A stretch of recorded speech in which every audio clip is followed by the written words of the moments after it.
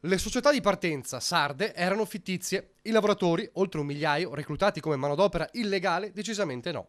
Il cervello del sistema che ha portato la Guardia di Finanza a scoprire un vasto giro di caporalato, emissione di fatture inesistenti e riciclaggio in tutto il nord Italia era un pregiudicato per reati finanziari residente nel Pordenonese, ma quasi tutte le 37 aziende che usufruivano illegalmente di questi lavoratori si trovano in Veneto. Ben 17 nella Marca Trevigiana, 6 nel Veneziano, 3 nel Vicentino, 2 nel Padovano.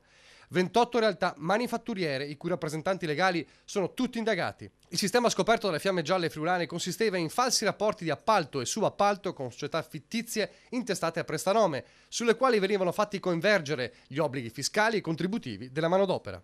Successivamente, questi lavoratori formalmente impiegati alle dipendenze di società inesistenti sarde venivano poi, mediante degli appalti dissimulati, impiegati dal punto di vista fattuale presso le aziende in cui erano a tutti gli effetti dipendenti. Manodopera illegale, anche se non ridotta in schiavitù. Le paghe erano di mercato, il problema è che questi lavoratori, in cerca disperata di un'occupazione, si trovavano senza alcuna tutela contributiva, fiscale, previdenziale e assicurativa. Certo, il danno nei confronti dei lavoratori comunque è evidente, non a caso erano lavoratori soprattutto che provenivano dall'est Europa o dalle regioni del sud Italia.